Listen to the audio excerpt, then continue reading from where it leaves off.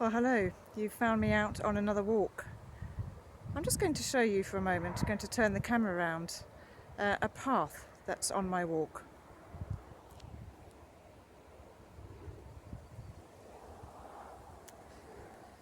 I hope you could see that okay in the light. It's not a very bright day.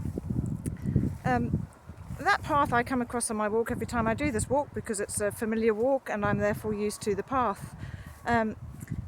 But it's a very narrow path, as you could see, mainly narrow because there's so much wheat growing up either side of it that unless you were facing straight on as we were just then, you wouldn't necessarily even see the path.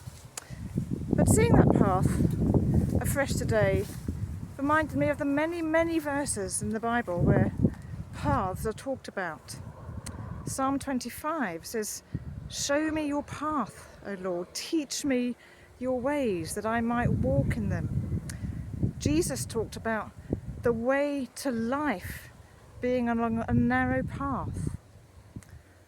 And it kind of got me thinking about, what does it mean by the way to life is a narrow path? The Christian way, the way of Jesus, is what brings us life.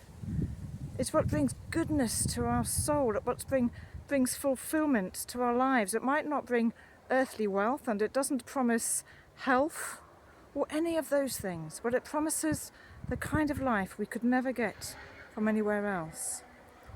And yet Jesus says the way to get to it is along a narrow path.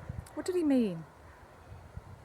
I guess at the end of the day it's about saying, actually, there's lots of things along the way that could take us away from following the way of Jesus, tempt us to walk away from that narrow path. Things like the longing for security or for material wealth, or as I've said earlier, for health. What about for power, for being recognised? What about for being the one that's always right?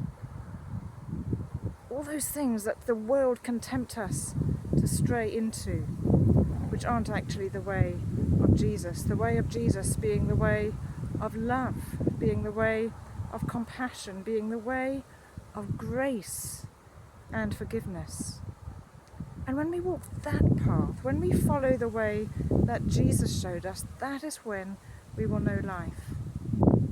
And so I just invite you to reflect today, when are the times that you might be tempted to walk away from the narrow path? What is it that might tempt you in another direction? Because those things won't bring fulfillment.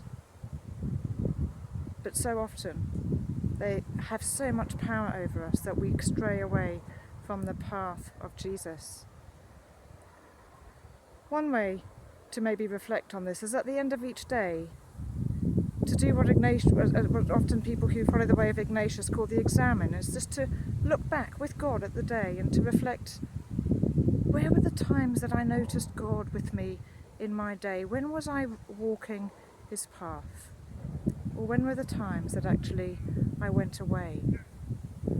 Asking for his forgiveness, for his strength, and of course to be doing that tradition that we do, that practice rather that we do regularly as Christians, that practice of repentance, of turning around, of walking a different way, getting back onto the path.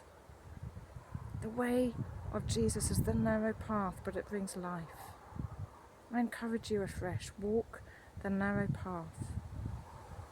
It might also be helpful sometimes to reflect with others. It can be good to talk with others, to be accountable to others, to think with them about, how much is my life showing the way of Jesus? How much is it demonstrating the fruits of the Spirit talked about in Galatians 5? Love, joy, peace, patience, kindness, goodness, faithfulness, gentleness, self-control. In my life showing those things, then actually I'm walking the narrow path. When it's not, maybe it's a clue that I'm not. I invite you afresh today. Are you on the narrow path? Maybe it's time to come back afresh and to ask God to fill you with his Spirit and empower you to walk his way. Amen.